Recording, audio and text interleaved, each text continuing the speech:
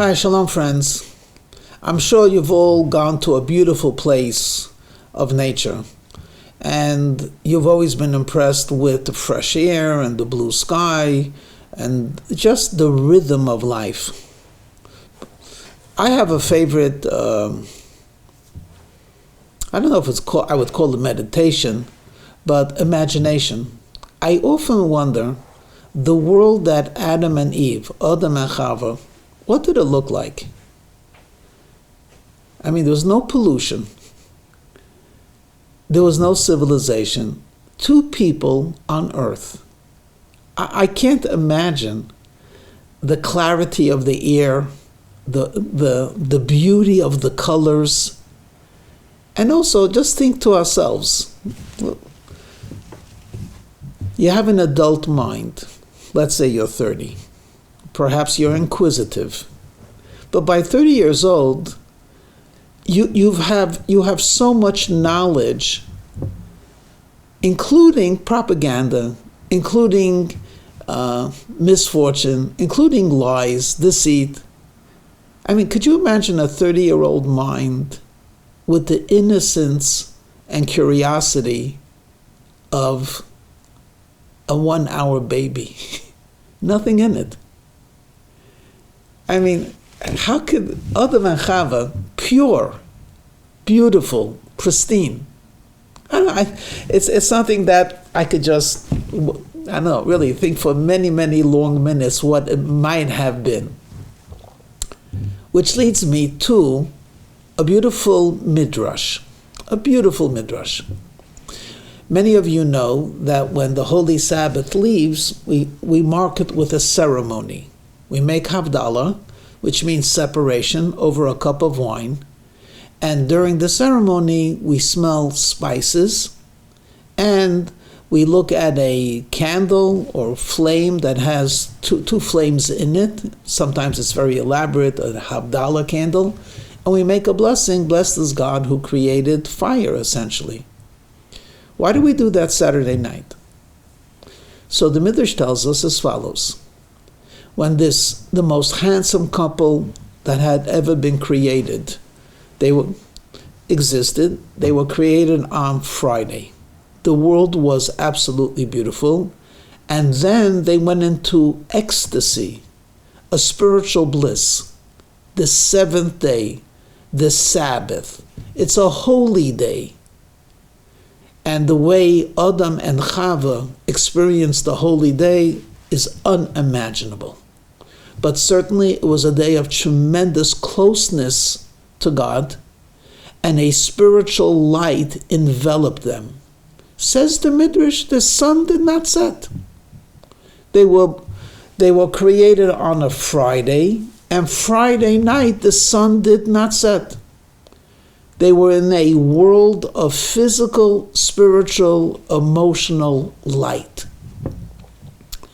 And this state of ecstasy and bliss lasted the first Holy Sabbath until, we'll call it in English, Saturday night, and perhaps towards the end of the 36th hour, the sun begins to set and suddenly it becomes dark.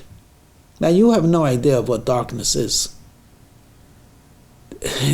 There's no electricity, my friends. There's no external light. I don't know how to imagine, but darkness, this is existential. It's like the world is coming to an end. Says the Midrash that Adam became very frightened. Perhaps God's going to destroy the world. Maybe he's upset with me that I did not live up to my potential. And God gave him a thought. Essentially, it's a miracle. God gave him a thought, and he found 2 stones. They were a flint stone, and he banged one against the other, and out came a spark.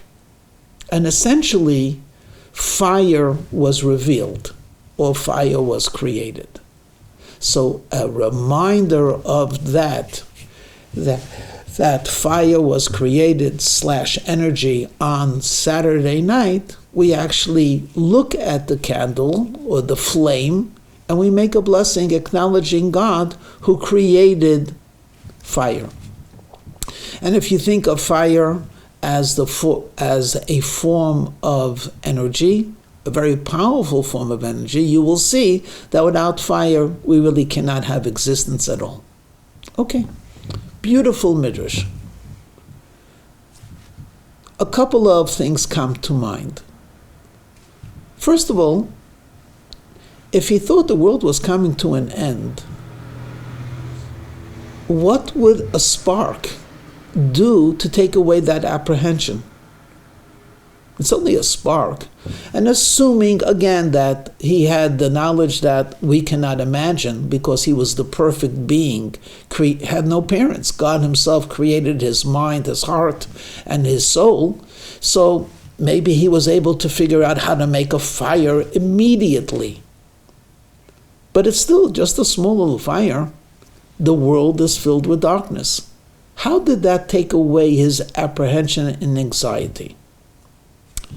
The sages add that entire night he was still anxious and was praying until the sun rose on Sunday morning.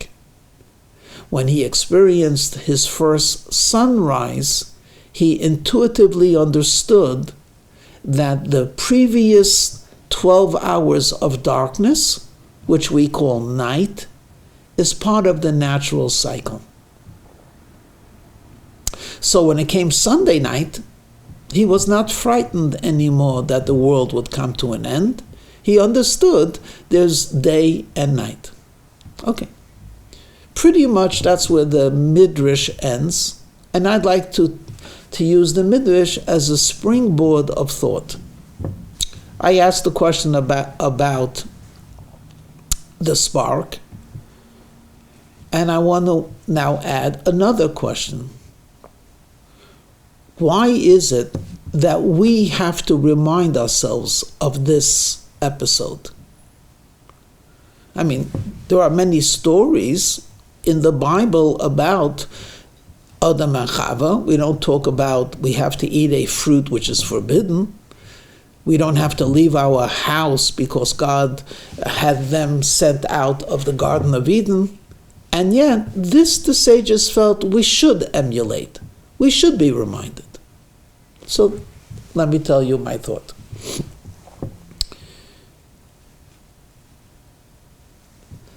We cannot actually begin a week knowing that we're going to suffer moments of darkness.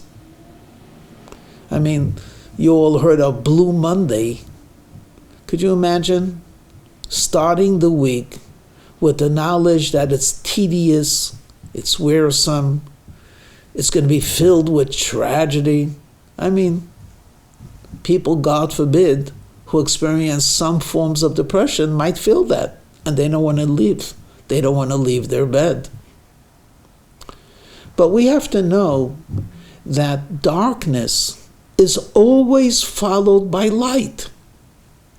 Night is part of the cycle, and we go through the night with the knowledge of the day that will follow. Now, we all know in the winter the nights are very long. And sometimes in the summer the lights are very short. And there are some places on earth where the night and the day at periods of time don't even seem to exist. It's just nothing or everything. This is what we have to remember. When it comes Saturday night and we're going to begin a new week, you know how we begin it? Right after the Havdalah ceremony, we usually say, good. Shavua Tov. Or in Yiddish, a good tovach, or simply put in English, a good week. 1 second, the good week? I'm suffering. I'm looking for a job. I got problems. I have deadlines, and so on and so forth. And we say, no, it's going to be a good week. I wish you a good week. And the word good is associated with light. If you look in the Chumash, the first time it says, and God saw it was good, is when he created light. So lesson number 1. As natural as the day is, it's a cycle of 24 hours. And then at the equal time of the year, it's 12 hours of darkness, followed by 12 hours of light. In fact, the 12 hours of darkness prepares us for the 12 hours of day. This is something that we have to take within us. It's going to be a good week. And it's going to be not only a good week, even though it will incorporate a night, but there's certainly going to be a day. And perhaps we could read even deeper, at least according to the thought that I'm trying to convey. The world will not be destroyed if you could bring a spark. As long as a glimmer of light can be created by you, do not be anxious. The world will not fall. You might think to yourself in a contemporary form, it's a big universe out there, there's a lot of trouble, a lot of problems, and my act of kindness or my act of devotion to God, what's it going to change? It's not even a candle, it's only a spark. You know something? When Adam created a spark of light, he was somewhat reassured that the world will not go into oblivion. My friends, each and every one of us is capable of creating light. We do it daily, even with a smile at a fellow human being, an act of charity, a prayer, visiting the sick, respecting elders. There's so many sparks that we create of goodness. The world is not going to fall into oblivion. It will not be destroyed as long as we're able to latch on to that thought. Yes, there's darkness.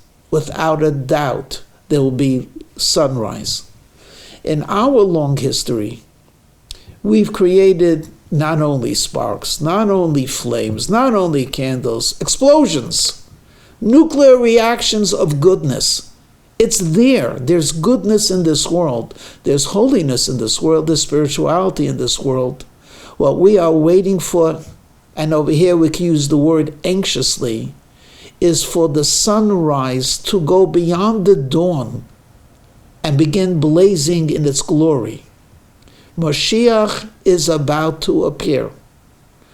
The period of sunlight for the world, and more importantly for us, Jewish people, this is going to happen imminently. May it be very, very soon, and may we all have a wonderful day.